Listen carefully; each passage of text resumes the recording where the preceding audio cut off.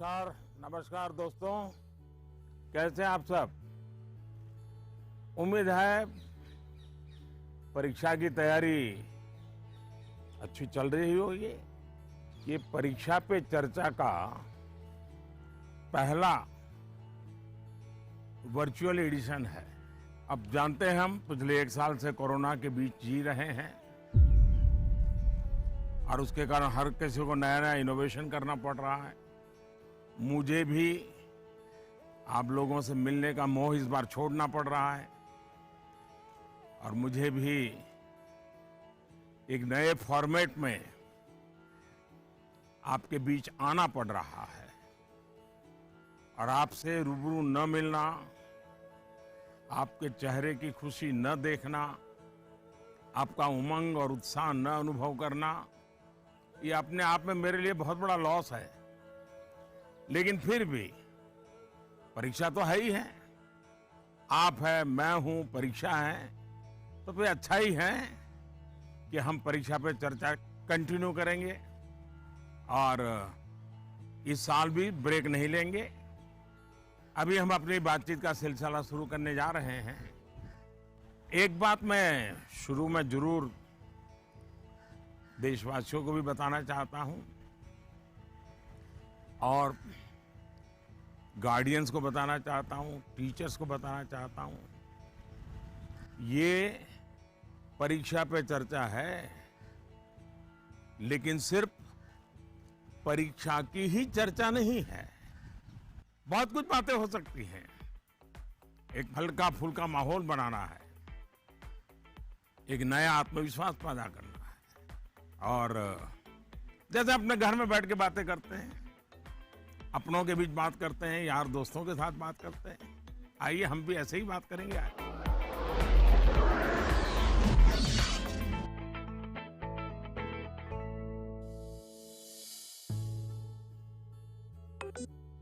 नमस्कार honourable PM sir. नमस्कार नमस्कार। मेरा नाम एन पल्लवी है। मैं 9वीं कक्षा पढ़ रही हूँ। सर, हम अक्सर ऐसा महसूस करते हैं कि पूरा साल पढ़ाई ठीक चल रही होती है, लेकिन जैसे ही परीक्षा निकट आती है बहुत ही तनावपूर्ण स्थिति हो जाती है। कृपया इसके लिए कोई उपाय बताइए सर। बहुत धन्यवाद सर। धन्यवाद पल्लवी। मुझे बताया गया है कि इसी तरह का और भी एक सवाल है। सादर अभिनंदन आदरणीय प्रधानमंत्री जी। मेरा नाम अर्पण पांडे है। मैं global Indian international school Kuala Lumpur Malaysia में 12वीं कक्षा का छात्र हूँ। मैं आपसे अपनी भावी भविष्य की सफलता हेतु एक प्रश्न के उत्तर की आकांक्षा करता हूँ और आशा करता हूँ कि आप इसमें मेरा मार्गदर्शन करेंगे। मेरा प्रश्न है, परीक्षा की तैयारी के दौरान हमारे मन में आने वाले भय और तनाव से हम कैसे उभरे? कि क्या होगा अगर अच्छे अंक और अच्छा कॉलेज मिलेगा या नहीं? धन्यवाद। पल्लवी, अर्पण, देखिए आप जब ये फियर की, डर की बात करते हैं तो मुझे भी डर लग जाता है। अरे ऐसी कौन सी बात है जिसके लिए डरना चाहिए?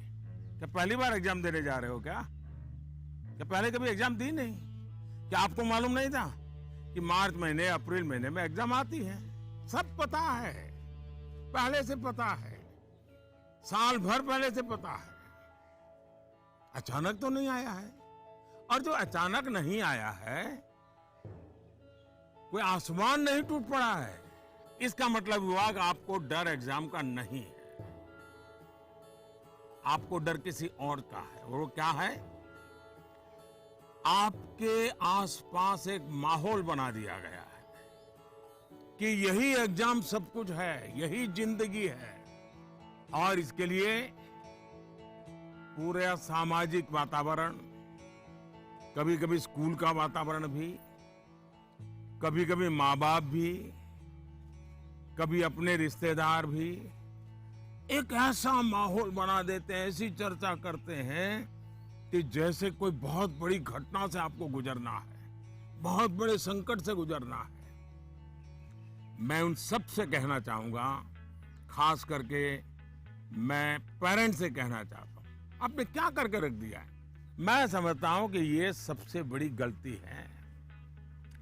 हम आवश्यकता से अधिक ओवर कॉन्शियस हो जाते हैं। हम थोड़े ज्यादा ही सोचने लग जाते हैं और इसलिए मैं समझता हूं कि जिंदगी में ये कोई आखिरी मुकाम नहीं है। ये जिंदगी बहुत लंबी है, बहुत पड़ाव आते हैं। एक छोटा सा पड़ाव है। हमें दबाव नहीं बनाना चाहिए। चाहे टीचर हो, स्टूडेंट हो, परिवारजन हो, यार दोस्त हो। अगर बाहर का दबाव कम हो गया, खत्म हो गया, तो एग्जाम का दबाव कभी महसूस नहीं होगा। कॉन्फिडेंस फलेगा, फूलेगा, प्रेशर रिलीज हो जाएगा, डिक्रीज हो जाएगा और बच्चों को घर में सहज तनाव मुक्त जीना चाहिए। छोटी मोटी हल्की फुल्की बातें जो रोज करते थे वैसी करनी चाहिए। देखिए दोस्तों, पहले क्या होता था? पहले माँ बाप बच्चों के साथ ज्यादा इन्वॉल्व रहते थे और सहज भी रहते थे और कई विषयों पर इन्वॉल्व रहते थे। आज जो भी इन्वॉल्व रहते हैं वो ज्यादातर कैरियर, एग्जाम, पढ़ाई, किताब, सिलेबस, मैं उसको सिर्फ इन्वॉल्वमेंट नहीं मानता हूं। और इससे इन्हें अपने बच्चों के असली सामर्थ्य का पता नहीं होता है। अगर माँ बाप ज्यादा इन्वॉल्व है तो बच्चों की रुचि, प्रकृति, प्रवृत्ति इस सबको अच्छी तरह समझते हैं और जो कमियां हैं उन कमियों को समझ करके उसको भरने की कोशिश करते हैं और उसके कारण बालक का कॉन्फिडेंस लेवल बढ़ता है। उसकी स्ट्रेंथ माँ बाप को पता है, उसकी वीकनेसेस माँ बाप को पता है और उसके कारण माँ बाप समझते हैं कि ऐसे समय वीकनेसेस को बाजू में करो, स्ट्रेंथ को जितना बल दे सकते हो दो। लेकिन आज कुछ माँ बाप इतने व्यस्त हैं कि उन्हें बच्चों के साथ रियल सेंस में इन्वॉल्व होने का समय ही नहीं मिलता। इसका परिणाम क्या होता है? आज बच्चे के सामर्थ्य का पता लगाने के लिए पेरेंट्स को एग्जाम के रिजल्ट का शीट देखना पड़ता है और इसलिए बच्चों का आकलन भी बच्चों के रिजल्ट तक ही सीमित हो गया है। मार्क्स के परे भी बच्चे में कई ऐसी चीजें होती हैं जिन्हें पेरेंट्स मार्क ही नहीं कर पाते हैं। साथियों, हमारे यहाँ एग्जाम के लिए एक शब्द है कसौटी। मतलब खुद को कसना है। ऐसा नहीं है एग्जाम आखिरी मौका है, बल्कि एग्जाम तो एक प्रकार से एक लंबी जिंदगी जीने के लिए अपने आप को कसने का उत्तम अवसर है, एक अपॉर्चुनिटी है।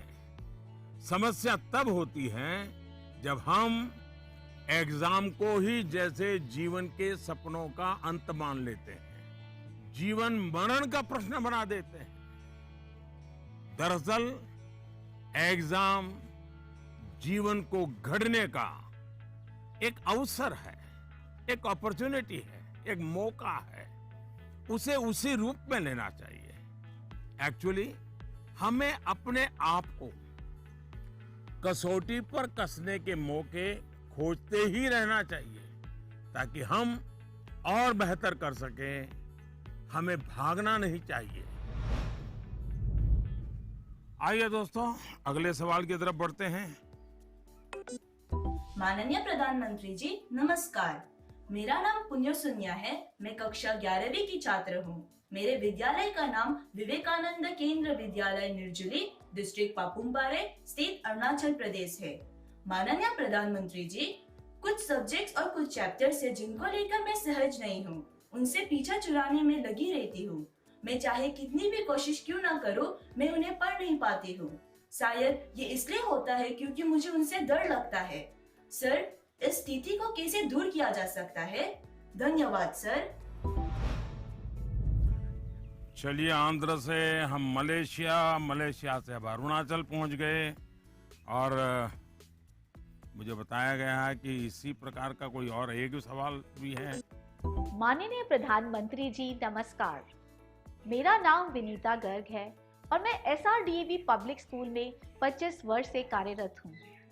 मेरा प्रश्न है, कुछ सब्जेक्ट्स ऐसे हैं जिसमें कई स्टूडेंट्स को डर का सामना करना पड़ता है, इस वजह से वह इनसे बचते हैं।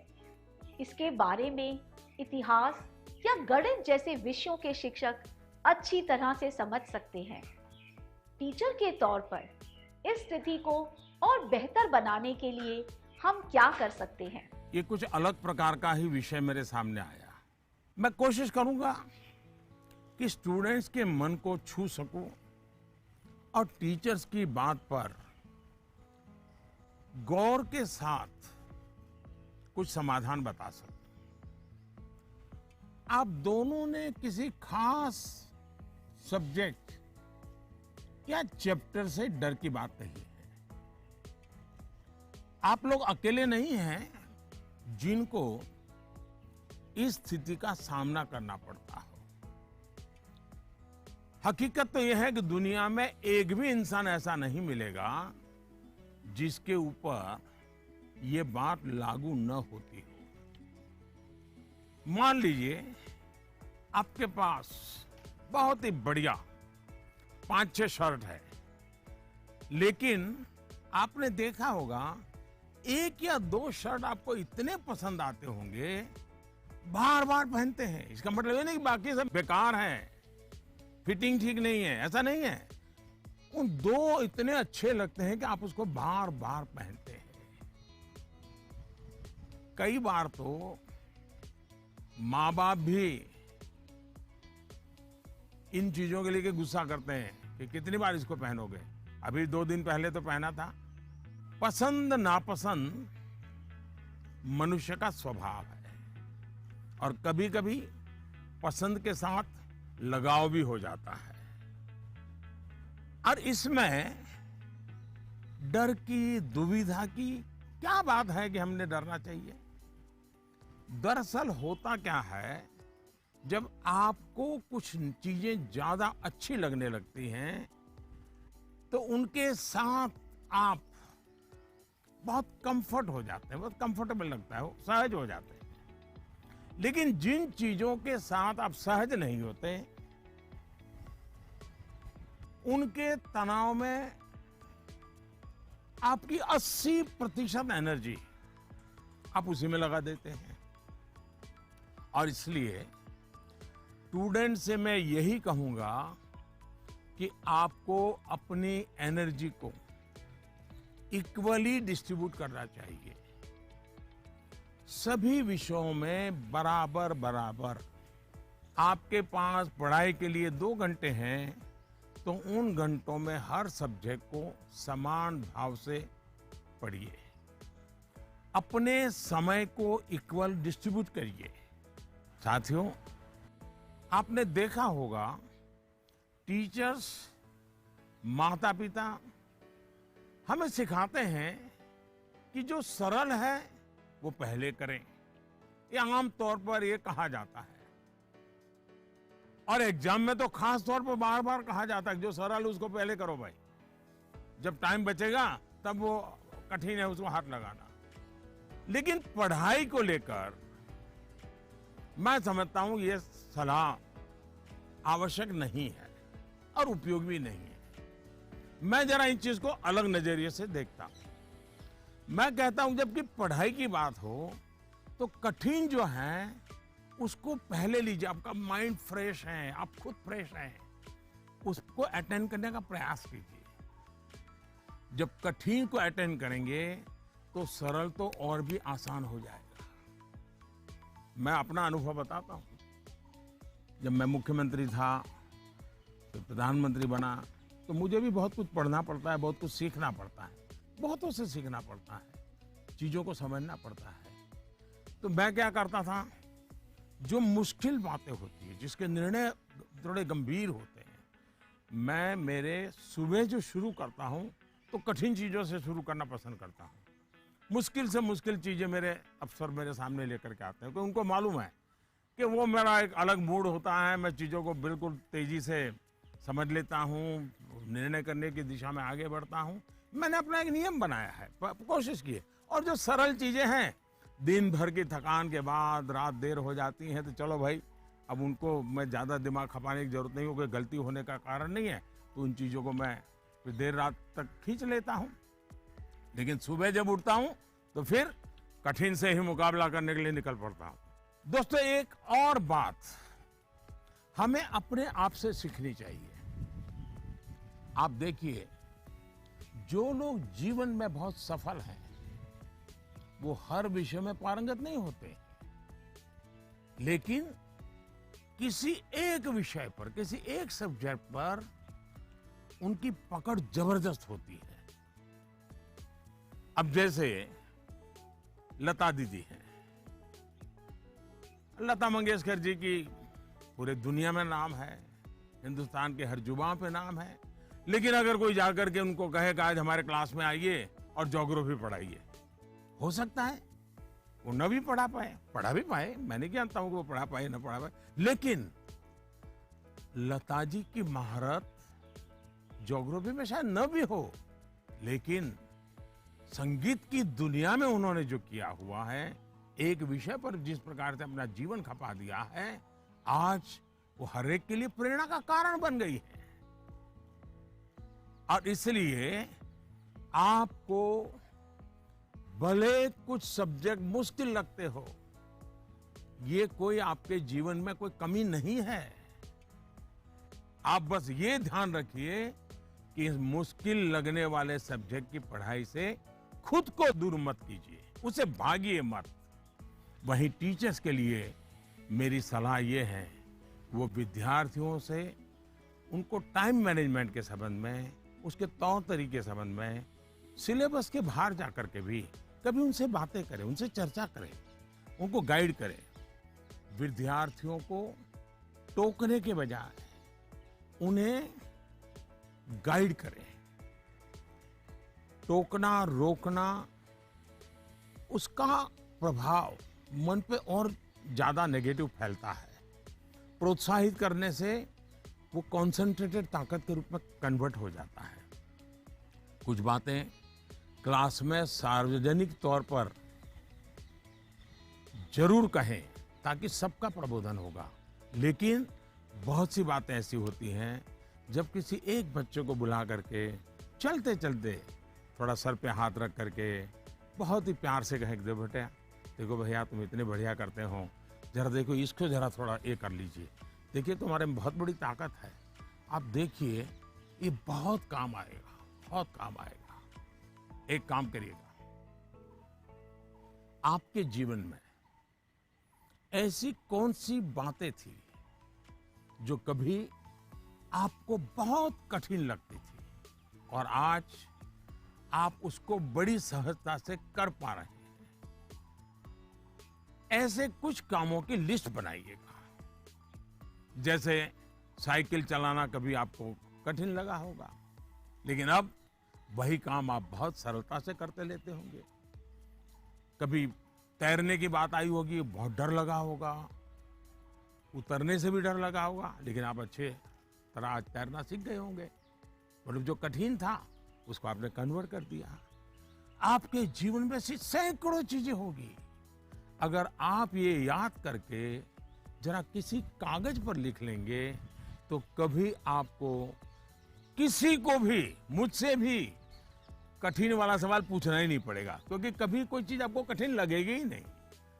मुझ पे भरोसा कीजिए दोस्तों, एक बार करके देखिए। Honorable Prime Minister Ji, Vanakkam. I am Neelanand, studying 12th standard in Vivekananda Kendra Vidyalaya Metric Higher Secondary School, Kanyakumari. Dear sir, during this pandemic situation, after the online classes, we all get more free time than usual. I would like to know how can we make the best use of our free time. My thanks to our Honorable Prime Minister for giving this opportunity. वणक्कम। Mummy papa को पता चलेगा ना कि आप परीक्षा के समय में खाली समय की बात कर रहे हैं, तो फिर देखिएगा क्या होता है। खैर, मुझे ये सवाल बहुत अच्छा लगा कि आप एग्जाम के समय भी खाली समय पर ध्यान दे रहे हैं, खाली समय पे चर्चा कर रहे हैं। देखिए दोस्तों, खाली समय, इसको खाली मत समझिए। ये खजाना है, खजाना। खाली समय एक सौभाग्य है, खाली समय एक अवसर है। आपकी दिनचर्या में खाली समय के पल होने ही चाहिए, वरना तो जिंदगी एक रोबोट जैसी हो जाती है। दरअसल खाली समय दो तरह के हो सकते हैं। एक जो आपको सुबह से ही पता है कि आज आप 3 से 4 बजे तक फ्री हैं, या आने वाले रविवार को आप आधा दिन फ्री हैं, या आप 4 तारीख को छुट्टी है, आप दोपहर तक आपके पास कोई काम नहीं, आपको पता है। लेकिन दूसरा वो जिसका पता आपको लास्ट मोमेंट में चलता है। अगर आपको पहले से ही पता है कि मेरे पास खाली समय है, तो आप अपने पेरेंट्स या अपने बहन भाई से कह सकते हैं कि मैं आपकी हेल्प करूंगा। आपको क्या काम करना है, आप क्या कर रहे हैं, मैं क्या हेल्प कर सकता हूं। दूसरा, आप सोचें कि ऐसी कौन सी चीजें हैं जो आपको खुशी देती हैं। थोड़ा भारी भरकम शब्द है, स्वांतः सुखाय, जिसमें से आपको सुख मिलता है, आपको आनंद मिलता है, आपके मन को बहलाती हैं। आप ऐसा भी कुछ कर सकते हैं। अब आपने मुझे पूछा है तो मैं भी सोचता हूं कि मैं क्या करना पसंद करता हूं। मैंने अपनी दिनचर्या में ऑब्जर्व किया है कि अगर मुझे थोड़ा सा भी खाली समय मिल जाए और अगर झूला है तो मेरा मन करता है कुछ पल में झूले पर जरूर बैठूं। बहुत थकान है और 5 मिनट का भी समय मिल गया, या फिर मैं कोई काम भी कर रहा हूं, तो अपने खाली समय में झूले पर बैठकर, पता नहीं क्या कारण है लेकिन मेरा मन प्रफुल्लित हो जाता है। जब आप खाली समय अर्न करते हैं तो आपको उसकी सबसे ज्यादा वैल्यू पता चलती है। इसलिए आपकी लाइफ ऐसी होनी चाहिए कि जब आप खाली समय अर्न करें तो वो आपको असीम आनंद दें। यहां यह भी ध्यान रखने की जरूरत है कि खाली समय में किन चीजों से बचना चाहिए, नहीं तो वही चीज सारा समय खा जाएगी, पता भी नहीं चलेगा, और अंत में रिफ्रेश रिलैक्स होने के बजाय आप तंग आ जाएंगे, थकान महसूस करने लगेंगे। एक और मुझे लगता है कि खाली समय में हमें अपनी क्यूरियोसिटी, जिज्ञासा बढ़ाने की और ऐसी कौन सी चीजें हम कर सकते हैं जो शायद बहुत प्रोडक्टिव हो जाएगी। आपके माँ या पिता अगर खाना बना रहे हैं, उसे ऑब्जर्व कीजिए। नई नई चीजों में अंदर जाने का, कुछ नया जानने का, इसका इम्पैक्ट सीधा सीधा दिखाई नहीं देता है, पर जीवन में इसका बहुत बड़ा गहरा प्रभाव होता है। फ्री टाइम का एक और बेस्ट यूज हो सकता है कि आप कुछ गतिविधियों से अपने आप को जोड़ें, जिसमें आप को एक्सप्रेस कर पाए, आपकी यूनिकनेस को बाहर ले आ सके, जिसमें आप अपनी इंडिविजुअलिटी से जुड़ सके। ऐसा करने के बहुत से तरीके हैं और आप भी ऐसे बहुत से तरीके जानते हैं। स्पोर्ट्स हैं, म्यूजिक है, राइटिंग है, पेंटिंग है, स्टोरी राइटिंग है, आप बहुत कुछ कर सकते हैं। अपने थॉट्स को, इमोशंस को एक्सप्रेस करने का एक क्रिएटिव तरीका दीजिए, अवसर दीजिए।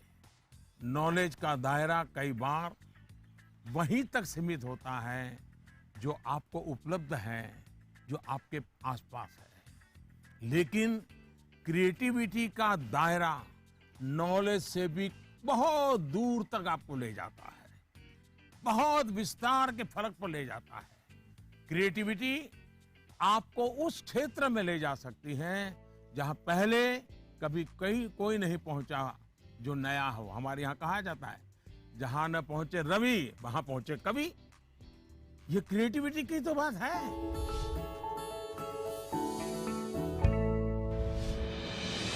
With the world's largest COVID vaccination drive, India is leading the way. As the vaccine reaches every corner of the nation, do not forget the mantra, Dawai bhi, Kadai bhi.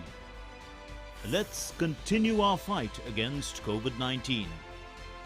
Vaccination along with social distancing, sanitization and masks. Mask up, India! Put your mask on and cover your nose and be safe. Mask up, India.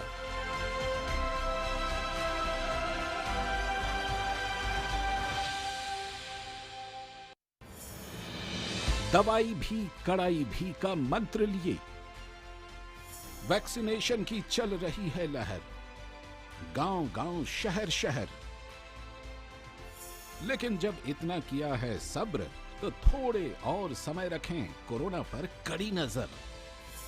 ना छोड़ें 2 गज दूरी, sanitisation और mask की सावधान डगर। रहें इस खतरे से सचेत हर प्रहर। कोरोना को हराना है तो मास्क जरूर लगाना है। Mask up, India! दवाई भी कड़ाई भी, और इसीलिए जब भी अपने घर से बाहर निकले अपने मुंह और नाक को ढक के रखें। Mask up, India.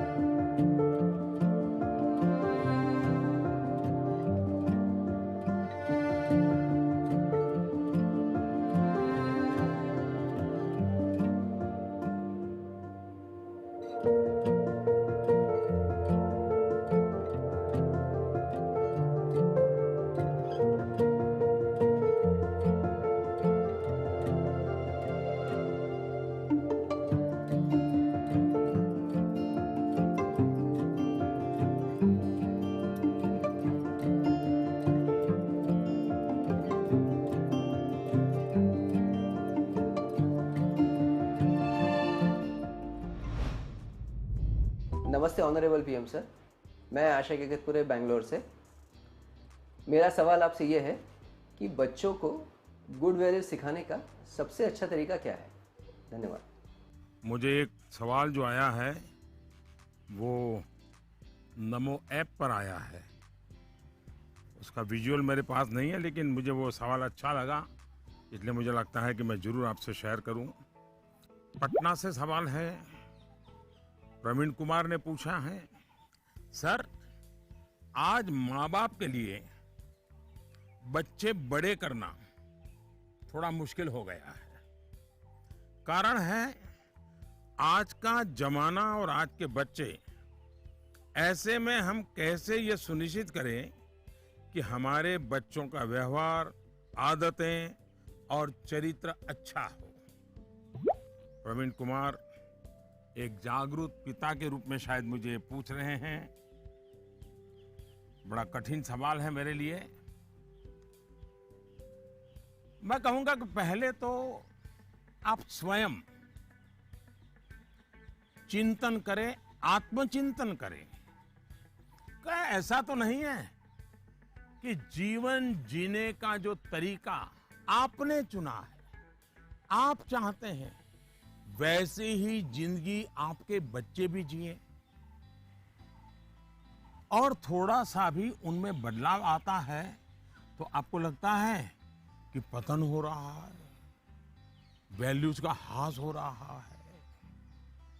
मुझे बराबर याद है, एक बार मैं स्टार्टअप से जुड़े हुए नौजवानों से मैंने एक समारोह किया, तो बंगाल की एक बेटी जिसने स्टार्टअप शुरू किया है अपनी पूरी कैरियर छोड़ करके, तो उसने अपना अनुभव बताया, वो मुझे हमेशा याद रहता है। उस बेटी ने कहा कि मैंने अपनी नौकरी छोड़ दी, कैरियर छोड़ दी और स्टार्टअप शुरू किया, और मेरी माँ को जब पता चला तो मेरी माँ ने तुरंत कहा सर्वनाश।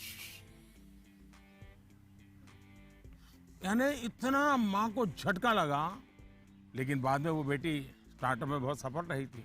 आपको सोचना चाहिए कि आप अपने भाव विश्व में अपने बच्चों को जकड़ने का प्रयास तो नहीं कर रहे हैं, और इसलिए आपका परिवार, आपकी परंपराएं, उसमें मूलभूत मूल्यों को कैसे जोड़ दें, हमें आइडेंटिफाई करना चाहिए। जैसे हमारे यहां कहा जाता है जन सेवा ही प्रभु सेवा है, ये हमारे शास्त्रों में मूल्य के रूप में है। लेकिन आपके घर में पूजा पाठ तो बहुत होती है, दुनिया को दिखता है कि आप बहुत धार्मिक हैं, रिचुअल से भरा जीवन है, लेकिन आप जनसेवा में कहीं नजर नहीं आते हैं। अब जब आपकी संतान यह विरोधाभास देखती हैं तो उसके मन में कॉन्फ्लिक्ट शुरू हो जाता है, सवाल खड़े हो जाते हैं, और सवाल उठना स्वाभाविक में है। उसी प्रकार से भी हमारे मूल्य हैं कि जीव मात्र से परमात्मा का वास है। उसी प्रकार से हम सबकी मान्यता है और हमें यह सिखाया गया है, हमारे जीवन मूल्य के रूप में प्रस्थापित हो चुका है, और हमारी सोच है कि जीव मात्र में परमात्मा का वास है। लेकिन आपके घर में जो काम करने आते हैं, झाड़ू पोछा लगाने आते हैं, लिफ्ट चलाने वाला होता है, आपको स्कूल में छोड़ने वाला ऑटो रिक्शा ड्राइवर है, क्या कभी आपने उनसे उनके सुख दुख की चिंता और चर्चा की है? क्या कभी आपने पूछा वे आपके परिवार में तो किसी को कोरोना नहीं हुआ है ना, आपके परिवार के तो सब सुखी है ना, आप जिस गांव से आए हो उस गांव में तो सब ठीक है ना? क्या आपने कभी पूछा है? अगर आप ऐसा करते तो आपको अपने बच्चे को मूल्य नहीं सिखाने पड़ते। मैं आप पर सवाल नहीं खड़े कर रहा, एक सामान्य व्यवहार की बात कर रहा हूं। कुछ लोग वाकई ऐसा नहीं करते। बच्चे का बर्थडे होता है, बहुत सारी तैयारियां होती हैं, कितने लोग अपने घर में काम करने वालों से कहते हैं कि जो भी काम करना है 5 बजे तक पूरा कर दो, 6 बजे जब मेहमान आना शुरू हो जाएंगे तब तुम भी हमारे परिवार के मेहमान के रूप में कपड़े पहन करके, अच्छे कपड़े पहन करके परिवार के सबको लेकर के आ जाना। आप देखिए आप उनसे क्या कहते हैं। आज घर में बहुत से मेहमान जाने वाले हैं, देर तक रुकना पड़ेगा। आप ऐसा कहने के बजाय क्या कहते हैं, देखो कल बहुत मेहमान आने वाले हैं, बहुत काम है, तुम घर बता के आ जाना, देर से आऊंगा, देर से आऊंगी। यानी आपका बच्चा देख रहा है कि इतना बड़ा उत्सव है घर में, लेकिन वो जो मेरे लिए मेहनत करते हैं दिन रात, वो तो इसमें हिस्सेदार ही नहीं है। और तभी उस बच्चे के मन में टकराव शुरू होता है। मैं आपको एक और उदाहरण देता हूं। हम कहते हैं बेटा बेटी एक समान, ये मूल्य है हमारे यहां देव रूप की जो कल्पना की गई है उसमें स्त्री भगवान का उतना ही महत्व है। लेकिन हमारे घर के वातावरण में बेटे और बेटी के बीच जाने अनजाने में जो ट्रीटमेंट किया जाता है उसमें असमानता होती है। उसके बाद जब वही बेटा समाज जीवन में जाता है तो उसके द्वारा नारी समानता में कुछ न कुछ कमी की संभावना बन ही जाती है।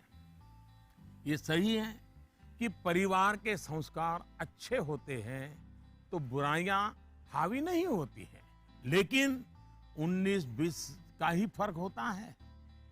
बेटे के व्यवहार में कुछ न कुछ कमी रह जाती है। इसलिए हमने जो अपना भाव विश्व बनाया हुआ है वो जब व्यवहार की कसौटी पर खरा नहीं उतरता है तब बच्चों के मन में अंतर्द्वंद शुरू हो जाता है। इसलिए मूल्यों को कभी भी थोपने का प्रयास न करें, मूल्यों को जीकर प्रेरित करने का प्रयास करें। आखिरकार बच्चे बड़े स्मार्ट होते हैं।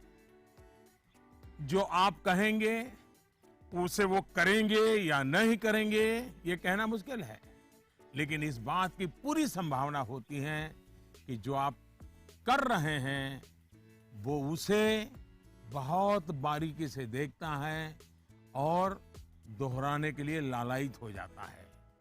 और जब आप इन मूल्यों के साथ हमारे इतिहास, हमारे पुराण, हमारे पुरखों की छोटी छोटी बातों को सहजता से जोड़ेंगे तो बच्चे भी प्रेरित होंगे। आचार व्यवहार में उतरना आसान हो जाएगा।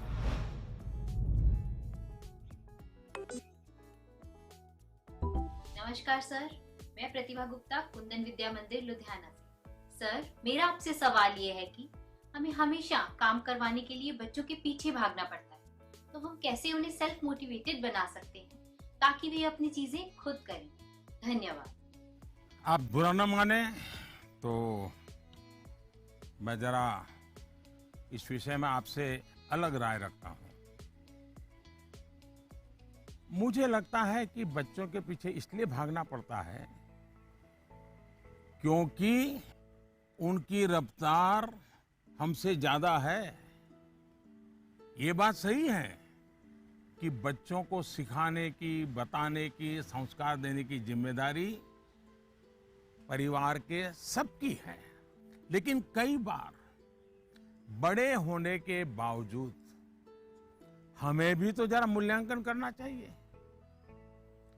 हम एक सांचा तैयार कर देते हैं और बच्चे को उसमें ढालने की कोशिश करते रहते हैं और समस्या यहीं से शुरू होती है।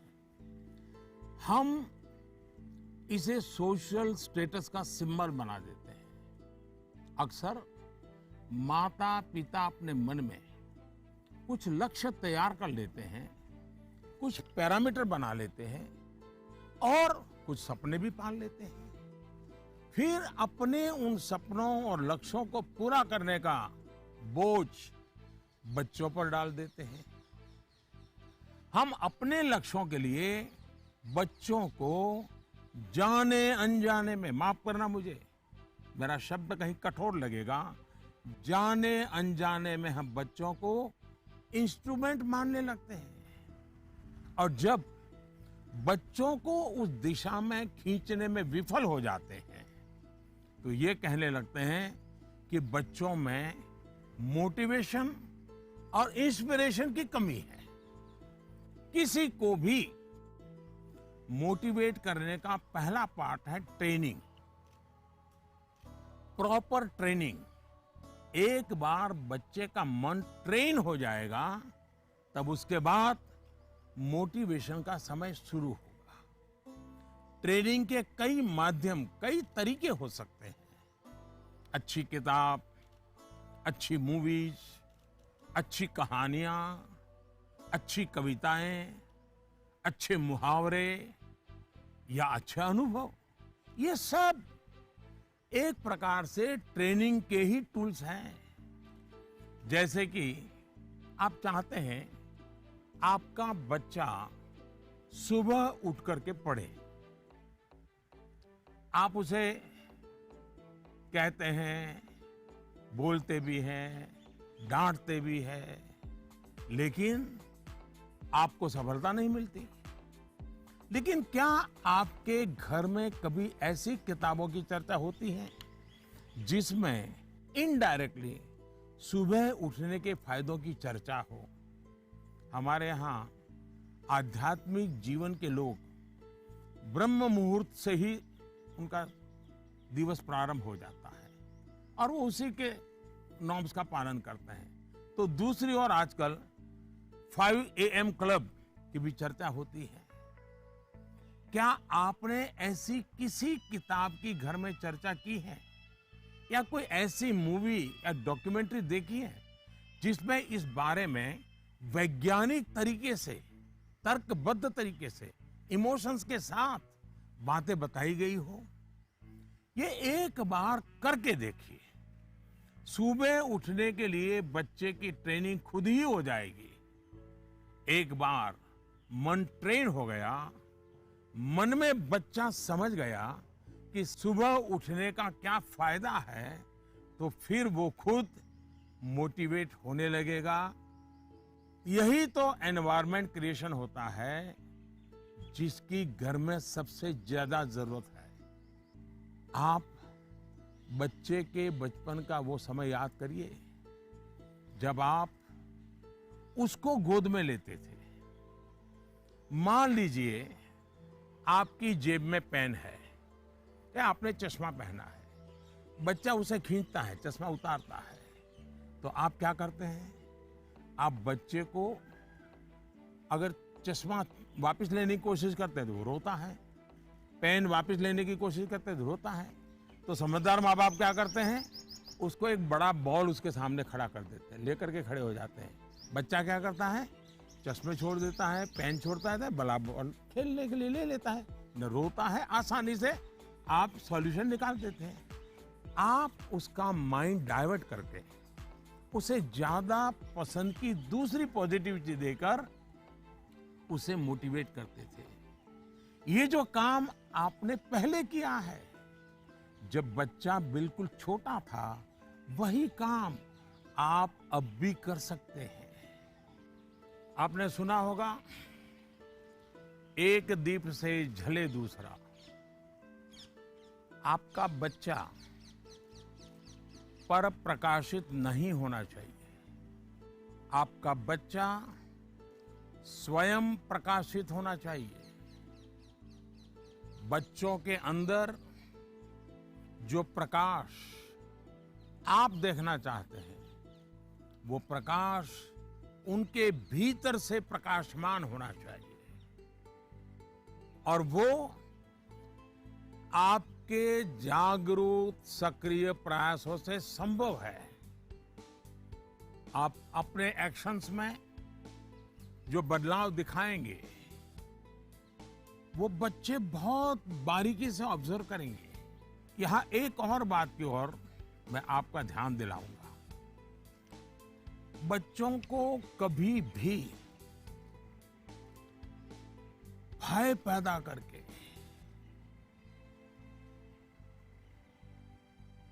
ये होगा तो ये होगा, ऐसा होगा तो ऐसा होगा, कृपा करके ऐसी कोशिश मत कीजिए।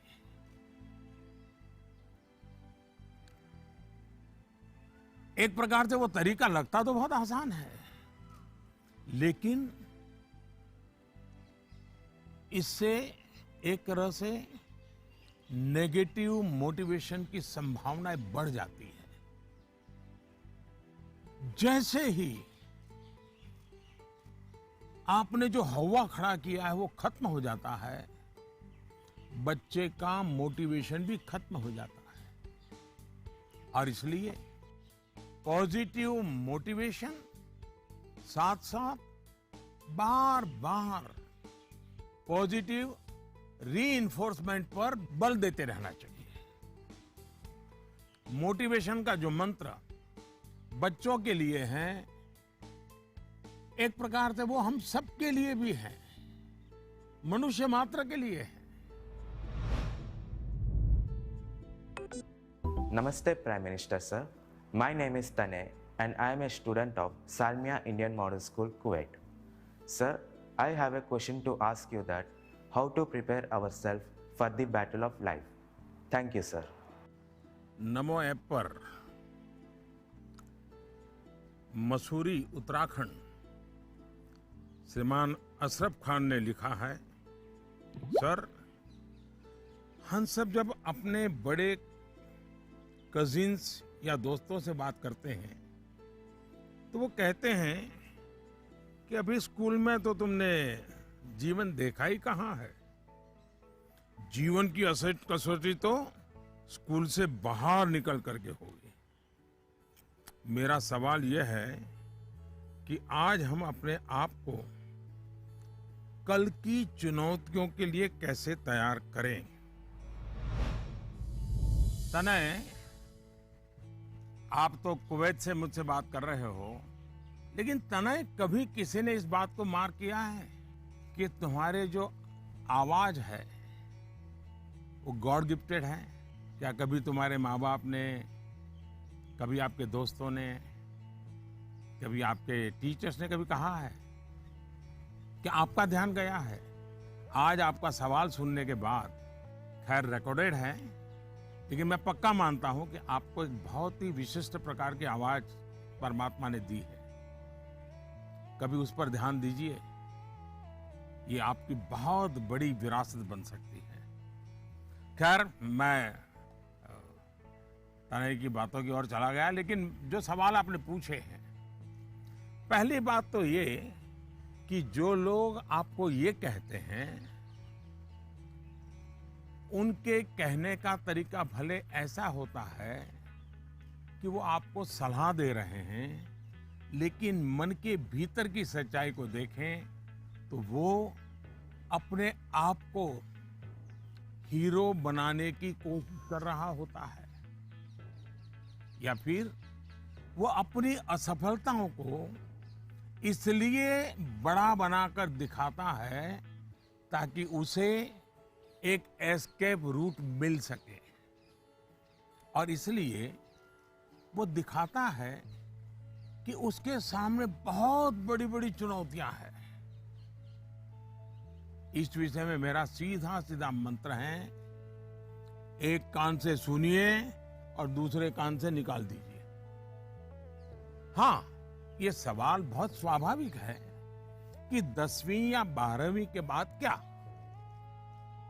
ये हर बच्चे के मन में होता है, और न मैं इससे इनकार कर सकता हूं और न कोई और उससे इनकार कर सकता है। बहुतों के लिए ये सवाल चिंता और निराशा फैलाने वाला हो सकता है। दुर्भाग्य से आज के चकाचौंध भरे युग में सेलिब्रिटी के कल्चर के कारण और उसका प्रभाव होने के कारण स्टूडेंट लाइफ में एक धारणा बन गई है कि जो टीवी पर आता है, जिसकी अखबारों में चर्चा होती है, वैसा कुछ बनना है, वैसा कुछ करना है। ये बुरी बात नहीं है, लेकिन जीवन की सच्चाई से ये बहुत दूर है। ये जो प्रचार माध्यमों में 1000-2000 लोग हमारे सामने आते हैं, दुनिया इतनी छोटी नहीं है। इतनी बड़ी विश्व व्यवस्था, इतना लंबा मानव इतिहास,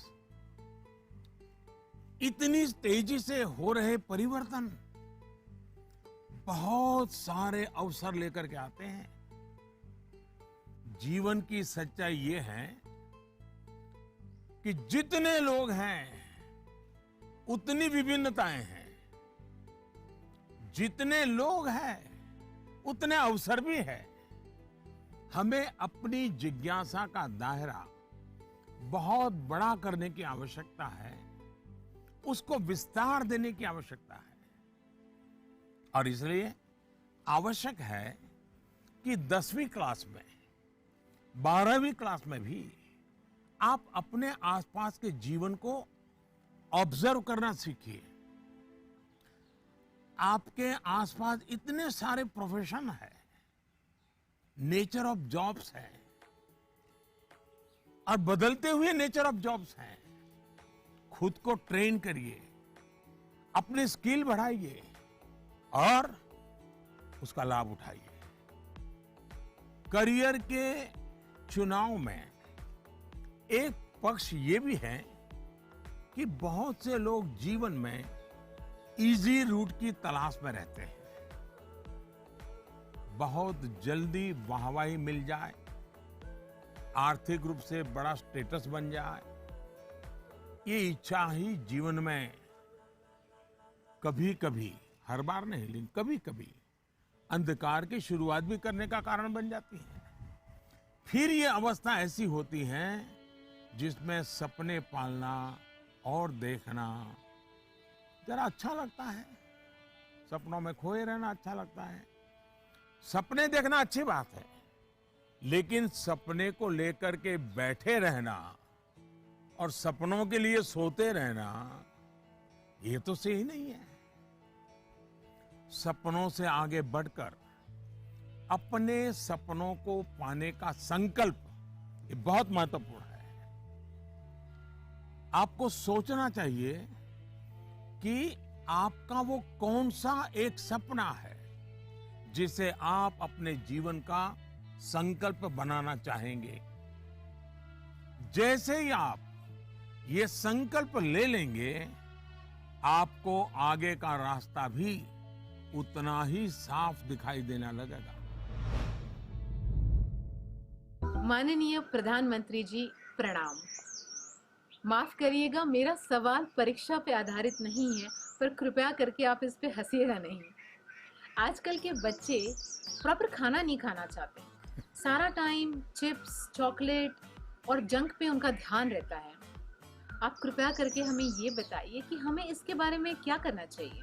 इसी प्रकार के कुछ और सवाल भी मेरे साथ हैं, और ये नरेंद्र मोदी ऐप पर छत्तीसगढ़ रायपुर से सुनीता पॉल जी ने लिखा है, सर हमारे बच्चों को हम जो टिफिन में देते हैं वे उस चीज को खाते नहीं और हमेशा फास्ट फूड खाने की जिद करते हैं। कृपया इस मुद्दे पर हमारा मार्गदर्शन करें। मैं समझ नहीं पा रहा हूं कि मैं ये सारे सवाल सुनकर के मुस्कुराऊं या जोरों से हंस पड़ूं। अगर इस मुद्दे पर हम मनोवैज्ञानिक तरीके से आगे बढ़े तो शायद इसका समाधान आसान हो जाएगा। हमारी जो ट्रेडिशनल खाने की चीजें हैं, मनोवैज्ञानिक रूप से उनके प्रति हम सहज रूप से गौरव का भाव पैदा करें। उसकी जो विशेषता है उसकी बात करें। खाना पकाने की हमारी जो प्रक्रिया है, किचन की जो एक्टिविटी है, वो घर के बाकी सदस्यों को पता होनी चाहिए कि कितनी मेहनत करने के बाद खाना पकता है। बच्चों के सामने भी ये सारी बातें चर्चा में लानी चाहिए।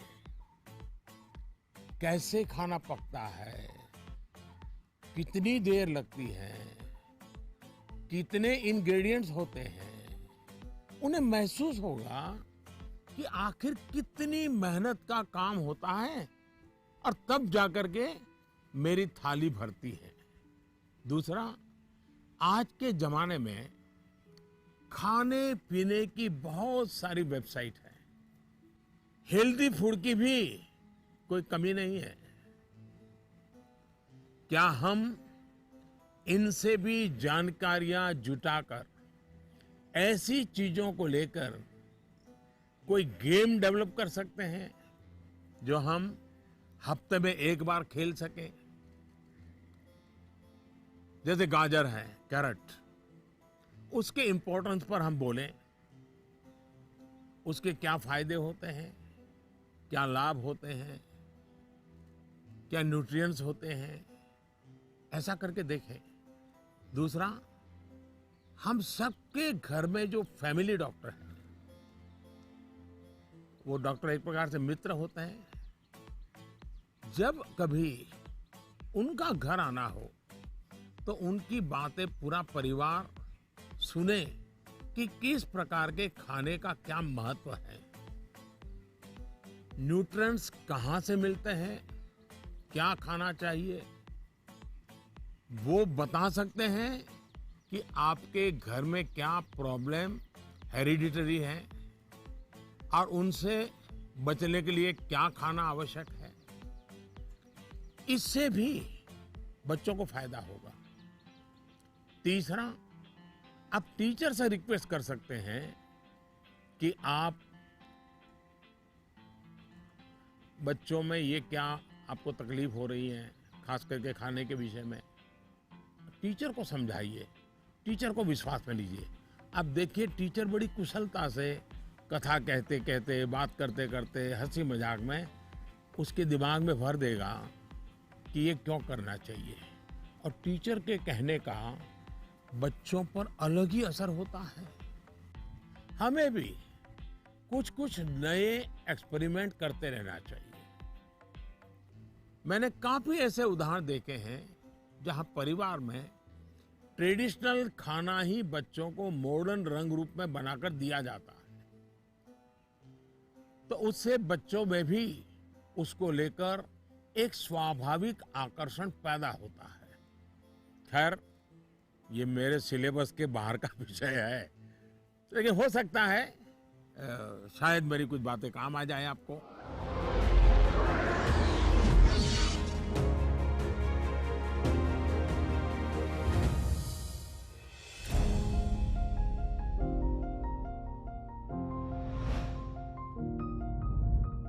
दिव्यांका नमस्कार। दिव्यांका क्या पढ़ती हो? जी सर, मैं कॉमर्स की छात्रा हूँ। और पुष्कर की ही रहने वाली हो? जी सर। तो पुष्कर की कोई पवित्र चीज का मुझे वर्णन करोगी? क्या है पुष्कर की विशेषता? पुष्कर में एकमात्र ब्रह्मा मंदिर है। हाँ। और जो पुष्कर राज है वह 68 तीर्थों का गुरु है। अच्छा, ब्रह्मा का क्या रोल रहा है? जी, उन्होंने पृथ्वी को क्रिएट किया है। अच्छा बताइए दिव्यांका, क्या सवाल था आपके मन में? सर, मेरे कुछ मित्र ऐसे हैं जिनकी मेमोरी एवरेज है। वे किसी भी विषय को कितना भी पढ़ ले, वे परीक्षा में उसे याद नहीं रख पाते हैं। सर, वे ऐसा क्या करें कि वे उस विषय को याद रख सके? अच्छा, तो आपको मेमोरी की जड़ी बूटी चाहिए। जी सर। देखिए दिव्यांका, आप सबसे पहले अपनी डिक्शनरी से इस शब्द को डिलीट कर दीजिए। आप सोचिए ही नहीं कि आपके पास याद करने की शक्ति नहीं है। अगर आप खुद से जुड़ी कुछ घटनाओं को देखें तो आपको पता चलेगा कि वास्तव में आपको बहुत सारी चीजें याद रहती हैं। जैसे आपकी मदर टंग, क्या मदर टंग आपने किसी को बहुत ग्रामर के साथ पढ़ाया था क्या, सिखाया था क्या? नहीं सर। आपको याद होगा? नहीं। क्या स्कूल में आपने सीखी या किताब में कहीं भी नहीं? हाँ, ये सब सुन करके सीखी। तो यही वो चीजें हैं, जरा सोचिए कि आपको जो पसंद है, क्या इन चीजों को याद रखने के लिए आपने कभी कोशिश की थी? वो बातें जिनसे आप पूरी तरह जुड़ गए हैं, मग्न हो गए हैं, वो बातें जो आपका हिस्सा बन गई हैं, आपके विचार प्रवाह का हिस्सा बन गई हैं, उन्हें आप कभी नहीं भूलते हैं। दूसरे शब्दों में कहूं तो ये मेमोराइज नहीं है, एक्चुअली ये इंटरनलाइज है। और इंटरनलाइज करना यही इसका एक अच्छा रास्ता है। और इसलिए आपको याद करने पर जोर देने के बजाय आपको उसे जीने की कोशिश करनी चाहिए। सहजता, सरलता, समग्रता के साथ आपके पास भी वही सारी शक्तियां हैं जो किसी बहुत टैलेंटेड व्यक्ति के पास होती है। सोचिए, अपने भाई या बहन के साथ अगर आपका झगड़ा हुआ हो तो वो आपको एकदम याद रहता है, आप उसे भूलते नहीं है। यहाँ तक कि आपको यह भी याद रहता होगा कि उस समय आपने, आपके भाई बहन ने कौन से कपड़े पहने थे, आप खड़े खड़े लड़ रहे थे कि दौड़ते हुए लड़ रहे थे, सब याद होगा, एक एक वाक्य याद होगा। जी सर। यानी इसका एक मतलब यह है कि आप उसमें फुली इन्वॉल्व थे, आप उस क्षण को पूरी तरह जी रहे थे। साफ है कि चीजें याद रहे, प्रॉपरली रिकॉल कर सके, उसके लिए आप जिस क्षण में हैं उस क्षण में ही रहना और उसमें पूरी तरह से इन्वॉल्व रहना बहुत जरूरी है। यानी हम पढ़ाई कर रहे हैं, किताब हाथ में है और मन है खेल के मैदान में, सहेलियों के साथ, दोस्तों के साथ, फिर तो मामला गड़बड़ हो जाता है। आगे जाकर आप में से कोई विद्यार्थी अगर साइकोलॉजी पढ़ेगा तो उसमें मेमोरी बाय एसोसिएशन का कंसेप्ट विस्तार से समझाया जाएगा। आप याद कीजिए कि स्कूलों में सुबह असेंबली में राष्ट्रगान होता है। अब जन गण मन हर कोई गाता है, लेकिन क्या कभी आपने जनगण मन गाते समय आपने उस राष्ट्रगान के साथ देश में ट्रैवल किया क्या? आप उसके साथ जो शब्द आते हैं उन शब्दों के साथ अपने आप को विजुअलाइज कर पाए कि नहीं कर पाए? पंजाब को, गुजरात को, महाराष्ट्र को, बंगाल को मन ही मन राष्ट्रगान गाते समय ट्रैवल किया क्या? आपको एकदम से याद होना शुरू हो जाएगा। मन ही विजुअलाइज करेंगे तो आपको अच्छे से याद रह जाएगा। इसका तो एक फायदा और होगा, आप इस देश के साथ भी एकाकार होते चले जाएंगे। यानी इन्वॉल्व, इंटरनलाइज, एसोसिएट और विजुअलाइज। मेमोरी को शार्प करने के लिए इस फॉर्मूले पर आप चल सकते हैं। मैं आपको एक और उदाहरण देता हूं। आपके पास नोटबुक्स होती हैं, अलग अलग विषयों की किताबें होती हैं। आप जब भी घर से निकले ये तय करके निकले कि बैग में इतने नंबर पर इस विषय की नोटबुक होगी और इतने नंबर पर इस विषय की किताब होगी। चौथे नंबर पे हो सकती है, तीसरी पर हो जाए। और आपने अगर 3 नंबर पर हिस्ट्री की किताब रखी है, 5 नंबर पर भूगोल की किताब रखी है, तो जब भी आप हिस्ट्री की किताब निकालने जाएं तो बिल्कुल आंख बंद करके 3 नंबर की किताब निकालते हैं आप। देखिएगा आपका कॉन्फिडेंस लेवल कितना बढ़ जाएगा। चलिए, मुझे अच्छा लगा, आपसे बात करने का मौका मिला और मैं राजस्थान के लोगों को भी और पुष्कर की पवित्र धरती को भी आज यहाँ से नमन करता हूँ। बहुत बहुत धन्यवाद।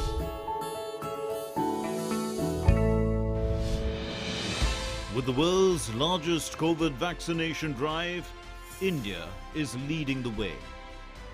As the vaccine reaches every corner of the nation, do not forget the mantra, Dawai bhi, Kadai bhi. Let's continue our fight against COVID-19. Vaccination along with social distancing, sanitization and masks. Mask up, India! Put your mask on and cover your nose and be safe. Mask up, India.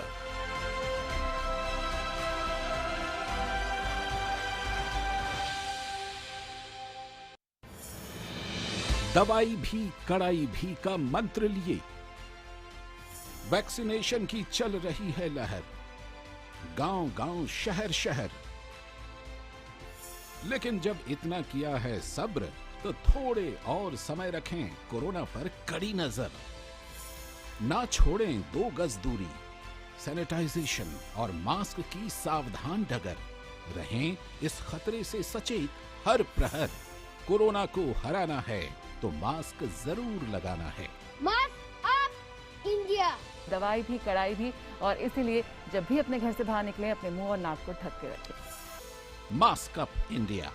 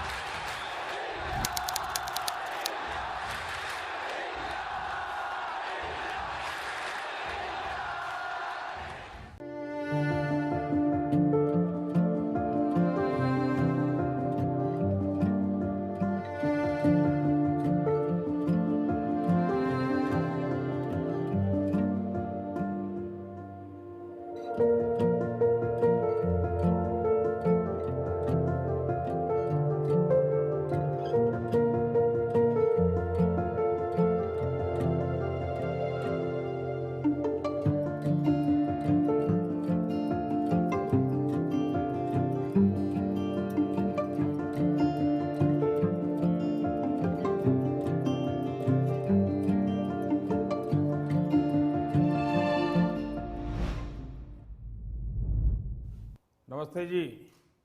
नमस्कार sir. हाँ बताइए।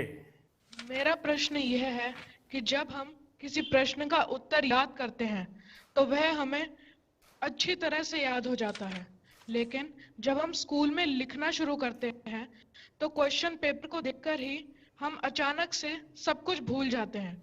Sir कृपया करके यह बताइए कि ऐसा क्यों होता है। Thank you sir. आपका शुभ नाम क्या? सुहान सहगल। अच्छा सहगल जी, आप पढ़ते कहाँ हैं? Alcon international school. अच्छा, ये सवाल पहले किसी को पूछा है? नहीं सर। नहीं पूछा। मम्मी पापा को पूछा? नहीं सर। टीचर को पूछा? नहीं सर। लो बड़े कमाल के हो यार मैं ही मिला गया तुम्हें।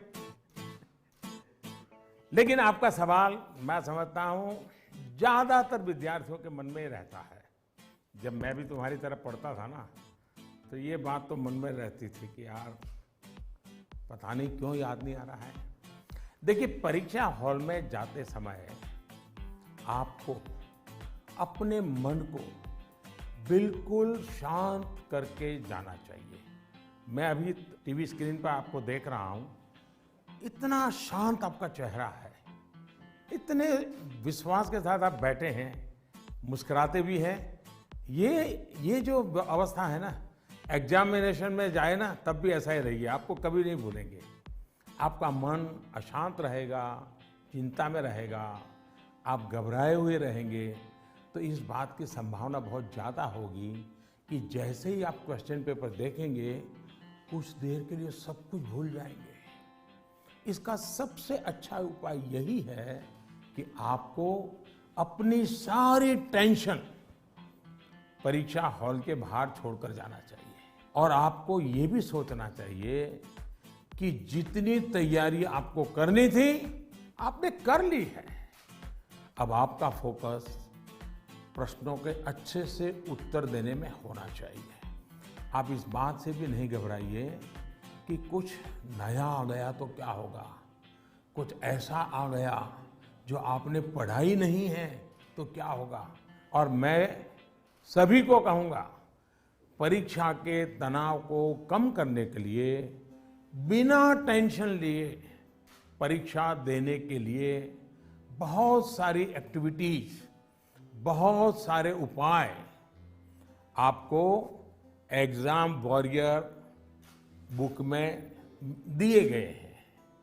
और अभी भी एग्जाम वॉरियर बुक को एक मैंने नया एडिशन, मुझे कोरोना में थोड़ा समय मिल गया तो मैंने इसको थोड़ा इम्प्रूवमेंट भी किया है, कुछ एडिशन भी किया है। इस बार इसमें बच्चों के लिए ही मंत्र नहीं है, बल्कि मैंने पेरेंट्स के लिए भी काफ़ी कुछ लिखा है। कई सारी एक्टिविटीज नमो ऐप पर भी दी हुई है। आप इसमें पार्टिसिपेट करके अपने मित्रों के साथ शेयर भी कर सकते हैं। और मुझे विश्वास है, थोड़ा सा प्रयास कीजिए, मन में से निकल जाएगा और आपको पक्का फायदा होगा। और आपके साथियों, और मैं आपसे चाहूँगा कि आपको जब भी फायदा हो तो मुझे लिख करके दीजिए। एग्जाम वॉरियर पढ़ करके मुझे चिट्ठी लिखिए। लिखोगे ना? जी सर। वाह, शाबाश। Thank you sir. नमस्ते जी। मेरा नाम भारवी पोपट है। मैं गुजरात अहमदाबाद के ग्लोबल मिशन इंटरनेशनल स्कूल संस्कार धाम के कक्षा 11वीं कॉमर्स की छात्रा हूँ। श्रीमान, इस कोरोना काल में उद्योग, व्यापार, सरकार को भी तकलीफ आई होगी, लेकिन क्या आपने सोचा है कि विद्यार्थियों को क्या तकलीफ आई? सर, इस संकट को मैं अपने जीवन में किस रूप में याद रखूं? ऐसा लगता है कि हम छात्रों का एक साल निरर्थक हो गया हो। मेरी जगह आप होते तो क्या करते? आपका मार्गदर्शन हमें दिशा देगा। धन्यवाद। धारवी आपका छोटा भाई है? बड़ा भाई, छोटा भाई कोई है घर में? छोटी बहन है। हैं? छोटी बहन है सर। छोटी बहन है। अच्छा जी सर। छोटी बहन को ऐसे ही डांटती हो जैसे अभी कह रही थी? नहीं सर। है? ऐसे आंखें खोल करके बोल रही थी? अच्छा, साबरमती आश्रम पहले आई थी कि आज पहली बार आई? सर, फर्स्ट टाइम आई हूँ आज। फर्स्ट टाइम आई हो? कितने साल से अहमदाबाद में रह रही हो? 6 years सर। अच्छा, तो 6 साल से हाँ, रह सर। रही हो और आपको कभी मन नहीं कर गया कि भारत की आजादी का इतना महत्वपूर्ण स्थान, वहां कभी जाना चाहिए? आज तो सुबह से आ गए होंगे आप लोग। जी सर, बिल्कुल। तो आपने देखा क्या? आज सब चीजें देखी क्या? हाँ सर, देखी। मन को शांति का अनुभव हुआ? हाँ सर, बहुत शांति का अनुभव हुआ। देखिए, जा करके अपने संस्कार धाम के दोस्तों को भी कहो कि साबरमती आश्रम जाना चाहिए, और अपने परिवार और मित्रों के भी कहो कि साबरमती आश्रम जाना चाहिए और वहाँ की शांति का अनुभव करना चाहिए। कुछ पल मौन वहाँ बैठना चाहिए। करोगे? हाँ सर। अच्छा, अब आप चलिए, आपके सवाल पर आता हूँ। मैं तो एकदम से धार्मिक को उपदेश ही देने लग गया था। देखिए, आपकी बात बिल्कुल सही है। जहां तक कोरोना का प्रश्न है, मैं तो इसे इस रूप में देखता हूं कि जो गलती आपने नहीं की, उसका खामियाजा आपको उठाना पड़ा। ये आपके लिए जीवन की एक सीख है कि कई बार जीवन में बहुत कुछ अचानक घटता है, अकल्पनीय घटता है, और इन घटनाओं पर आपका कोई नियंत्रण नहीं होता है। कोरोना में भी हम कह सकते हैं कि बच्चों का, युवाओं का जो नुकसान हुआ है वो बहुत बड़ा है। बचपन के लिए तो 1 साल का नुकसान बड़ी इमारत की नींव में एक खालीपन जैसा है। इस कमी को भरना आसान नहीं है। स्कूल एज मतलब हंसना, खेलना, मिट्टी में खेलना, मिट्टी उछालना, गर्मी, सर्दी, बरसात, हर चीज का आनंद दोस्तों के साथ, क्लासरूम में, टीचर के साथ गप्पे मारना, बातें करना, घर की छोटी सी भी घटना चारों दौर एकदम से बता देना, उनके बीच रहना, ये सब जीवन की विकास यात्रा के लिए बहुत अनिवार्य होता है। इन सब चीजों से आप सहज ही कितना कुछ सीख सकते हैं। आपको भी लगता ही होगा, कोरोना काल के पहले का समय आप याद करते होंगे तो सोचते होंगे कि कितना कुछ मिस किया है। लेकिन कोरोना काल में अगर काफी कुछ खोया है तो बहुत कुछ पाया भी है। कोरोना की सबसे पहली सीख तो यही है कि आपने जिस चीज को, जिन जिन लोगों को मिस किया, उनकी आपके जीवन में कितनी बड़ी भूमिका है, ये इस कोरोना काल में ज्यादा पता चला है। आपको इस बात का एहसास हुआ कि किसी को भी फॉर ग्रांटेड नहीं लेना चाहिए। खेलकूद हो, स्कूल में फिजिकल क्लासेस हो, या फिर आपके घर के पास सब्जी बेचने वाले, कपड़े प्रेस करने वाले, पास के बाजार के दुकानदार, जिन लोगों को, जिन बातों को आपने रूटीन समझ लिया था, उनका जब मिस करते हैं तब उनका सबका महत्व हम सबको अनुभव होता है, आपको भी पता चला है। इसलिए इस दिशा में आपको लगातार जागरूक रहना चाहिए और लाइफ लॉन्ग इस लेसन को याद रखना चाहिए। कोरोना के बाद भी इन चीजों की उपेक्षा नहीं करनी चाहिए। वहीं आपको यह भी याद रहना चाहिए, जीवन को सच्चे अर्थ में जीने के लिए कितनी कम चीजों की जरूरत होती है। दूसरा, इस एक साल में आपको कहीं ना कहीं जाने अनजाने में आपको खुद के भीतर झोंकने का, खुद को जानने का एक अवसर भी मिला होगा। कोरोना काल में एक और बात ये भी हुई है कि हमने अपने परिवार में एक दूसरे को ज्यादा नजदीकी से समझा है। कोरोना ने सोशल डिस्टेंसिंग के लिए मजबूर किया, लेकिन परिवारों में इमोशनल बॉन्डिंग को भी इसने मजबूत किया है। कोरोना काल ने ये भी दिखाया है कि एक संयुक्त परिवार की ताकत क्या होती है। घर के बच्चों के जीवन निर्माण में उनका कितना रोल होता है। मैं चाहूंगा कि सोशल साइंस के लोग, हमारी यूनिवर्सिटीज इस पर रिसर्च करें, कोरोना काल के फैमिली लाइफ पर स्टडी करें, कैसे इस संकट से मुकाबला करने में संयुक्त परिवार ने समाज को ताकत दी। इस पहलू को खंगाले। कोरोना आने के बाद ये जो आयुर्वेदिक काढ़ा, पौष्टिक भोजन, साफ सफाई, इम्यूनिटी, ऐसे अनेक महत्वपूर्ण विषयों पर हम सबका ध्यान गया है। इन सब के लिए लोगों ने जो जो किया, वो अगर पहले से करते आ रहे होते तो शायद परेशानी इससे भी कम होती।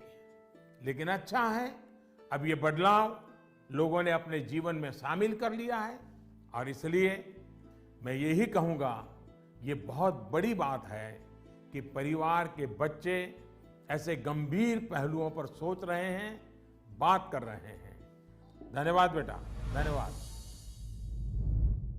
नमस्कार। प्रति माननीय प्रधानमंत्री महोदय, সকলো অসমবাসী ৰাইজৰ ফালৰ পৰা মই অভিনন্দন জ্ঞাপন কৰিলোঁ। माननीय प्रधानमंत्री महोदय, मैं कृष्टि सैकिया केंद्र विद्यालय IIT गुवाहाटी की 10वीं कक्षा की छात्रा हूँ और समस्त असमवासियों की ओर से आपको प्रणाम। सर, नई पीढ़ी की एक बच्चे के तौर पर हम अपने पेरेंट्स और अपने बीच की जनरेशन गैप को हमेशा कम करना चाहते हैं। तो प्राइम मिनिस्टर साहब, हम ये किस प्रकार कर सकते हैं? कृपया अपने मार्गदर्शन दीजिए। क्या नाम बताया बेटा? Sir, Christy Saikia. इतनी बढ़िया हिंदी कैसे बोल लेती हो? धन्यवाद सर। चलिए, आपका सवाल तो बहुत अच्छा है। एक विद्यार्थी के रूप में आपने जो सवाल पूछा है, उसके लिए मैं आपकी बहुत सराहना करता हूं।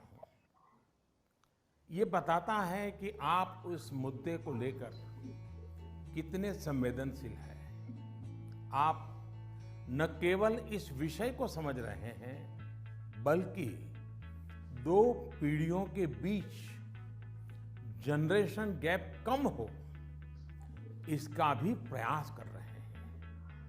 लेकिन मुझे पेरेंट्स से इस विषय पर बात करनी है। एक बात जो पेरेंट्स को डिसाइड करनी है, क्या वो बुढ़ापे की ओर जाना चाहते हैं या फिर अपनी उम्र कम करना चाहते हैं। और आप भी बेटा अपने मम्मी पापा को जरूर ये सवाल पूछना, अगर पेरेंट्स बुढ़ापे की तरफ जाना चाहते हैं तो बेशक अपने बच्चों के साथ डिस्टेंस बना ले, गैप बढ़ाते रहें। अगर आपको नवजीवन की ओर आगे बढ़ना है, अपनी उम्र घटानी है, युवा बने रहना है, तो आप अपने बच्चों के साथ गैप कम कीजिए, क्लोजनेस बढ़ाइए। ये आपके फायदे वाला है। आप याद करिए, जब आपका बच्चा 1 साल की उम्र का था तो आप उसके साथ कैसे बातें करते थे? तब आप उसे हंसाने के लिए कैसी कैसी आवाजें निकालते थे। आप अपने चेहरे के भांति भांति के एक्सप्रेशन बनाकर कैसे उससे बात करते थे। ऐसा करते हुए क्या कभी आपने सोचा कि कोई देखेगा तो क्या कहेगा? कभी आपने सोचा कि लोग आपको ऐसा करते हुए देखेंगे तो ये कहेंगे ये कैसे चेहरे बना रहा है, कैसी आवाज निकाल रहा है? क्या कभी उस समय आपने ये सोचा कि आपके बच्चे के मन में क्या चल रहा होगा? आपको उस समय आनंद आया, इसलिए आपने ये किया। आपने किसी की परवाह नहीं की, यानी आप सब कुछ छोड़कर खुद एक बच्चे बन गए। बच्चे से खेलने के लिए आप खुद खिलौना बन गए और बच्चे के खिलौनों से भी उतना ही चाव से खेले।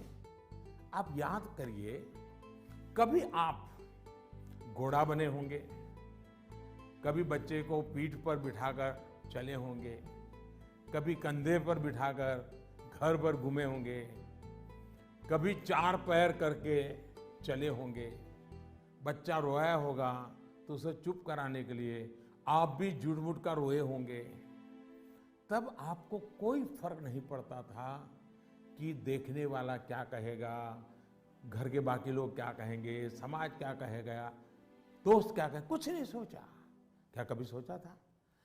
आप उसका आनंद लेते हैं और ऐसा बच्चे के 5-6 साल की उम्र तक चलता रहता है। जैसे ही बच्चा थोड़ा बड़ा होता है तो एक लेवल पर मेंटेलिटी ऐसी हो जाती है कि माँ बाप बच्चे को डोमिनेट करना चाहते हैं, बच्चे को हर चीज सिखाना चाहते हैं। अचानक जो दोस्त थे वो दोस्त न रहकर बच्चे के इंस्ट्रक्टर बन जाते हैं और कभी कभी इंस्पेक्टर भी बन जाते हैं। साथियों, बच्चा जब बाहर की दुनिया में पैर रखता है तो बहुत सी बातें ऑब्जर्व करता है। घर में जो देखा था उससे कुछ ज्यादा, कुछ अलग, कुछ नया वो देखने लगता है। उस समय आपकी ये जागरूक जिम्मेदारी है कि उस नए वातावरण में आपका बच्चा और अधिक फले फूले। और इसका उत्तम तरीका है कि आप उसके मन से जुड़े, उसके मन से ही करें और उसकी हर बात को इमोशनली अटैच होकर के सुने। ऐसे नहीं फोन कर रहे हैं और वो बोल रहा है, ऐसा नहीं होना चाहिए। बिल्कुल उसके साथ जुड़िए। आपको जो पसंद नहीं, अगर वो काम आपका बच्चा करके आया है तो उसको डांटिए मत, टोकिए मत, बस सुनते रहिए। सुनते समय उसको लगना चाहिए कि आप उसको कितना प्यार करते हैं। हाँ, लेकिन जो चीज अच्छी नहीं है उसको मन में रजिस्टर करके रखिए। और ये ग्रोइंग एज के बच्चों के लिए करना बहुत जरूरी होता है। आप जितना हो सके उसकी बात सुनिए, उसकी बात समझिए। आप इंस्ट्रक्टर बनकर उसे सुबह से शाम तक क्या करना है ये मत समझाइए। बार बार ये मत पूछिए कि मैंने ये कहा था, क्या क्या किया। बस अपनी आंखें खुली रखिए, कान खुले रखिए, उस पर ध्यान रखिए। उसमें सुधार से जुड़ी जो बातें आपने रजिस्टर की हैं, जो आपको ठीक नहीं लगा उसे ठीक करने के लिए बहुत विचार करके एक एनवायरनमेंट क्रिएट करिए ताकि उसे खुद ही लगे कि वो कहाँ गलत कर रहा है। जब माँ बाप बच्चों के साथ हम उम्र बनकर ही जुड़ते हैं तो कोई इश्यू नहीं होता है। जैसे बच्चा कोई नया गाना सुन रहा है, कोई नया म्यूजिक सुनकर आनंद ले रहा है, तो आप भी उसके साथ उस आनंद में शामिल होने की कोशिश करिए। आप उसको मत कहो कि 30 साल पहले हमारे जमाने में तो वो गाना था, हम वो बजाएंगे। नहीं, ऐसा मत करो। वो जो गाना उसको पसंद है आप उससे जुड़िए, आनंद लीजिए ना। ये समझने की कोशिश तो करिए कि आखिर ऐसा क्या है उस गाने में कि आपका बच्चा उसे पसंद कर रहा है। लेकिन होता क्या है कि हम देखते हैं ठीक इसी समय कुछ माता पिता ये कहने लगते हैं कि ये क्या बेकार का गाना सुन रहे हो, असली म्यूजिक तो हमारे समय में होता था। अब तो जो बनता है वो सिर्फ शोर शराबा होता है। होता क्या है कि बच्चा आप पर आकर के आपको कोई बात बताता है। वो बताता है कि आज स्कूल में हमने ये किया, तो कहीं आप अपनी ही कहानी लेकर तो नहीं बैठ जाते हैं कि अरे ये तो ऐसे ही क्या है, क्या नई चीज है, ये तो वैसा ही है। अपने बच्चे के साथ उसकी जनरेशन की बातों में उतनी ही दिलचस्पी दिखाइएगा। आप उसके आनंद में शामिल होंगे तो आप देखिएगा जनरेशन गैप कैसे खत्म हो जाती है और शायद जो बात आप कहना चाह रहे हैं वो उसके समझ में भी आ जाए। और इसलिए जनरेशन गैप को कम करने के लिए बच्चों और बड़ों को एक दूसरे को समझना होगा, खुले मन से गपशप करनी होगी, खुलकर बातें करनी होगी, समझना होगा, सुनना होगा और फिर आपको बदलने की तैयारी भी रखनी होगी। चलिए, असम से इतना बढ़िया सवाल मुझे मिला, जरा मैं लंबा ही जवाब दे गया, लेकिन मुझे अच्छा लगा। बहुत बहुत धन्यवाद बेटा। धन्यवाद सर। Namaste sir. नमस्ते। I am Shreyan Roy of class 10. I study in Central Middle School, Barakpur, Kolkata. Sir, in the exam season, what scares us more is that what happens after exam. What will happen if our result does not come so good? Is failure in examination is actually the failure in our life too? अरे यार, ऐसा कैसे सोचते हो, हैं? अगर आप exam warrior किताब पढ़ते तो ये सारे सवालों के जवाब आप खुद ही लोगों को दे देते। लेकिन आपका सवाल महत्वपूर्ण है और शायद ऐसे सवाल बार बार उठते भी हैं और बार बार जवाब देने भी होते हैं। एक बार कहने से बात बनने वाली नहीं है। और मैं ये बात पूरे खुले मन से कहना चाहता हूं कि दुर्भाग्य से शिक्षा के क्षेत्र में और पारिवारिक जीवन में सोचने का दायरा इतना सिमट गया है। परीक्षा में आपके जो नंबर आए वो आपकी योग्यता का पैमाना नहीं हो सकते।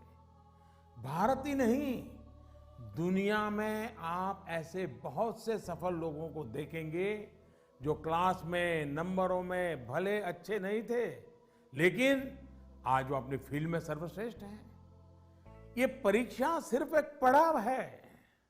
इस परीक्षा में नंबर कम आने का मतलब ये नहीं होना चाहिए कि आपके जीवन में बहुत बड़ा नुकसान हो गया।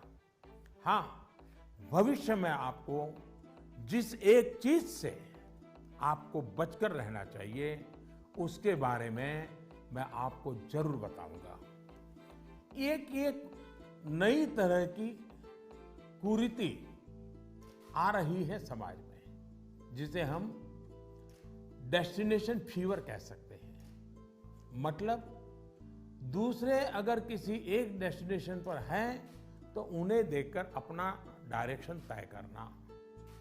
आपका कोई रिश्तेदार कहीं जाकर सफल हुआ, आपको लगता है वहां जाकर आप भी सफल हो जाएंगे। कोई असफल हुआ तो आपको लगता है हम भी उसी फील्ड में गए तो असफल हो जाएंगे। हमें लगता है वो स्टूडेंट इस दिशा में गया, इस क्षेत्र में गया, ये बना, उस क्षेत्र में उसने ये नाम कमाया, तो हम भी वही करेंगे, तभी हमारा जीवन सफल होगा। ये सोच सही नहीं है दोस्तों। इसी सोच का परिणाम है कि बहुत से स्टूडेंट्स इतने तनाव में जी रहे हैं। आप जो पढ़ते हैं वो आपके जीवन की सफलता और विफलता का पैमाना सिर्फ यही एकमात्र नहीं हो सकता। आप जो जीवन में करेंगे वो आपकी सफलता और असफलता को तय करेंगे। आप लोगों के प्रेशर, सोसाइटी के प्रेशर, माता पिता के प्रेशर, इन सब से बाहर निकलिए। हमें पोटेंशियल को जानने के लिए मैदान में कूदना ही पड़ता है। मुझे लगता है कि आपको अपना जवाब मिल गया होगा। साथियों, मुझे बहुत अच्छा लगा आप सबसे वर्चुअली मिलने का मुझे मौका मिला। मैं आप सबका बहुत बहुत धन्यवाद करता हूं। वाकई मुझे बहुत आनंद आया। आप सबसे बात करना मेरे लिए भी एक उमंग से कम नहीं होता है, आनंद से कम नहीं होता है। मुझे लगता है कि आप सभी को भी जरूर उसमें से कुछ न कुछ बातें काम आएगी। जरूरी नहीं है कि मैंने जो कहा है उसी पर चलना चाहिए। सोचिए, अपने तरीके से सोचिए। साथियों, आज मैं आपको एक बड़े एग्जाम के लिए तैयार करना चाहता हूं। ये बड़ा एग्जाम है जिसमें हमें 100% मार्क लेकर के पास होना ही है। ये है अपने भारत को आत्मनिर्भर बनाना। ये है वोकल फॉर लोकल को जीवन मंत्र बनाना। मेरा एक आग्रह है, जब आपकी बोर्ड परीक्षाएं समाप्त हो जाएं, तो परिवार के लोगों के साथ मिलकर एक लिस्ट बनाएं। सुबह से लेकर रात तक आप जिन चीजों का उपयोग कर रहे हैं, उनमें से कितनी चीजें विदेशी धरती पर बनी हैं और कितनी चीजों में भारत मां की मिट्टी की सुगंध है, कितनी चीजें किसी देशवासी की मेहनत से बनी हैं। इसके अलावा एग्जाम के बाद के लिए एक टास्क आपको देना चाहता हूं। आप सब जानते हैं कि हमारा देश आजादी के 75 साल के उपलक्ष्य में आजादी का अमृत महोत्सव मना रहा है। अमृत महोत्सव में हमारे स्वाधीनता सेनानियों के बारे में आप सब लोग जानें, आजादी की लड़ाई के बारे में जानें। इसके लिए देश ने एक अभियान शुरू किया है। आपको इस अभियान से जुड़ना है।